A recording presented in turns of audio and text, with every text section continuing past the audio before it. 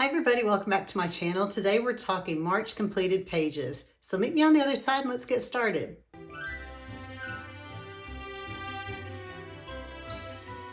We have 6 pages to cover, so let's get started. Page number 1 comes from my book Lighthearted Mandalas V3, and it's a real simple mandala here that I worked on. I've got just 1, 2, 3 color combos, the purple, the green, and I wanted kind of a cement look in the background. And then I just filled in everything else here with black. And this is done in Prismacolor colored pencils. And really that's it for page 1. I'll be right back with page number 2. Page number 2 also comes from the same book. I'm getting the mandalas out of the way up front. I know not all of you are mandala enthusiasts.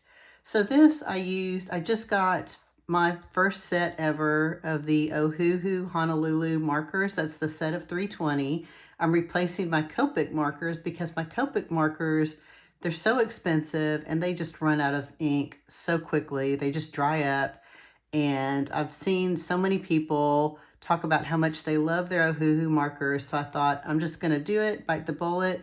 And then when I was ready, they were constantly out of stock. And my understanding from watching the most recent Sarah Renee Clark video is that they are constantly out of stock because of the hype with all the little books. I can't think of what they're called. The little books with the little cartoon teddy bears everywhere that are so popular right now. And so people are buying up the markers to color those books. So I've been waiting for months. Finally happened to catch them on Amazon one day, and here we are. So I just posted this page today on my Instagram account with the color combos. I will start sharing Ohuhu color combos with everybody as I color my pages using those markers. But here, again, even though they're markers, I still like to try to do a lot of shading with them. So I've got 3 color combos. I've got this pinky purple, an aqua, and then sort of a grassy lime green. Now on these little fan areas, those are just straight colors, no shading. But everywhere else, I did shading. I couldn't decide what I wanted to do in this white space. I always like to color everything. I don't like to leave white space, but I thought it looked pretty leaving it just as is. So I did that. And then when I finished everything with all the coloring with the marker, I took a black colored pencil and outlined all of the line art in most places to re-emphasize those lines. And then lastly, I took a white gel pen and I added a lot of embellishments. So on the original design, these little squiggles aren't in there, or the circles within the circles, etc. So I thought that added a lot of fun elements to really complete the page. So that's page number 2. I will be right back with page number 3. Page number 3 comes from the book Birdy, a fanciful bird coloring book, artist edition by Susan Carlson, who is Ruby Charm Colors. And I love this book. It's so much fun, and I just felt like I was in the mood for a Susan Carlson page, so here we are. And I started out coloring these areas on the feathers because I thought I wanted to see how I could mash up complementary colors, which means they're opposite colors on the color wheel. Normally when you mix complementary colors, you get brown. So what I did here, I used turquoise and like an aquamarine. These are Prismacolors again. And then I think I used a scarlet red and maybe a carmine red, or I don't know. I'd have to go look to see. But in the middle, I just went dark. And then as I came towards the center, I very lightly, like feather light, colored that orange and that light aqua.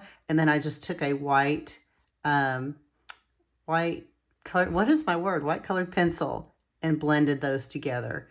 And that gives you sort of that, I've got something there, like a tan, sort of intermediate color. So that is the trick with blending complementary colors, is finding a color that's in between them that you can go through to pull off the blend. So that worked out really well. I was really happy with that. And then I continued with the blue through the leaves to be kind of different. And then brought in some French grays for the rest of the bird, in addition to the orange and blue combos. The background, I think, is probably supposed to be a moon or a sun, and I really like the browns, so I thought I'm just going to do kind of a glow, and this is all colored pencil work. So I think I used the whole French gray family, going from 90% all the way into maybe 10 or 20% here in the middle to give it a little bit of a glow. So that is page number 3. Again, I'm really happy with this. And by the way, on this book, she features multiple versions of the same page. Sometimes like you've got lighter line art and then darker line art. If you want any of her artist edition books, you usually have to order those from Etsy when they're in stock. Otherwise, I think you can get these books with regular Amazon paper on Amazon. Okay, I'll be right back with page number 4. Page number 4 comes to us from Fairy Tales and Folklore. And you all are familiar with this page since it was my most recent color along. I won't spend too much time on it. Again, this is all Prismacolor with a limited color palette. That is a free download on my Ko-fi account for you. So if you go to that video, you will find the link to that page with all the combos and the cheat sheets, etc. So I'm really happy with how this one turned out. I'm not happy with the green, and I'm not happy with the white Posca on the flowers, but I go through all of that in the video. Other than that, I think that this turned out really well, and I love the palette that I came up with for it. Okay, let's go to page number 5. Page number 5 comes to us from Tales from the Forest Kingdom. I colored this bug page, and I am actually working on a Neo color tutorial for you guys to show you how to color a background like this. But really, it's Neo colors, and then you can see I've got some bokeh effects in here, and that is white colored pencil. So after I colored the Neo color background, I took some white colored pencil and made these little circles. And you can see how it gives it like that cloudy bokeh effect, which I was really happy with. This is Prismacolor pencils. This is my first time ever to actually use that pink neon pencil. And yeah, this was a really super fun combo here. And it was neon pink. I colored it gently all the way down to the bottom, and then I used white to fade it out. And then, so I've got the blues, I think, yeah, limited. So just the gold, the pink, and the blue for my color combos on this guy here. And just did a lot of embellishment with my trusty white gel pen. Tried to do lots of magical sparkles around the antenna and then just around the legs in general. But I love the idea of this bug opening up and having all of the stars and sparkles and magic come out of the bug as it flies along.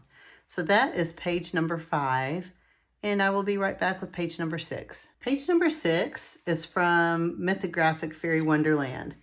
So this one has kind of an interesting story to it, because this was my first time to try Neo colors on this paper from the Mythographic books. And I considered it a fail because I could not get the Neo colors saturated like I like. It felt like the paper was just absorbing all the pigment. It was crazy. I just couldn't get my head around it. So I thought, okay, you know what? That's fine. I'm going to go over the Neo colors with Distress ink, and that will darken it up. Nope, that did not even move the needle like at all. So then I just decided, okay, fine. I'm just going to go with it. And then I cleaned up any areas I didn't like with my colored pencil. So there's not too much pencil work in there. But then as I started picking out my palette, I got really happy with the background. So it's one of those times when I would tell you, if you hate something, keep going, because it might turn into something really wonderful that you end up loving. And that is my experience on this page here. So I used my favorite gold combo for the gold on all the keys. And then I have these little, I guess they're like dragonflies. And that is a slate blue with, I think goldenrod or yellow ochre is the combo. But tried to keep to a limited palette again. And then my favorite part was coloring the bubbles. And when I colored in the bubbles, I tried to honor the color behind the bubble to make it look super transparent. You can see here, or like up here where the bubble goes across the dark background into the key. There was another one, let me find it. Here where I've got a little bit of orange coming in, or this rust color, so gave it that same hint of color on that side of the bubble. But yeah, that is probably one of my favorite pages I've ever colored. Every now and then I can knock one out that I really love. This is one of those times.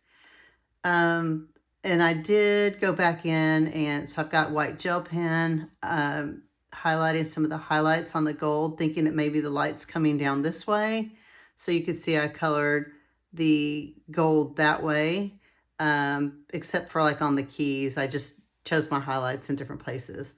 And then I used the same white gel pen for all the wings. I tried to keep the transparency of the wings intact. You can see here and up here where the wings overlap, or even here as it's overlapping the key, you can still see the key behind it. And what I did, I just took, like right here, my black colored pencil and reinforced the line gently. I didn't make it like super dark, but wanted to reinforce it, and even through the bubbles so you could still see it there. So with that, that is page number 6. And I hope you enjoyed this video, and I'll be back next month with my next completed pages video. I'll see you guys next time. Bye-bye.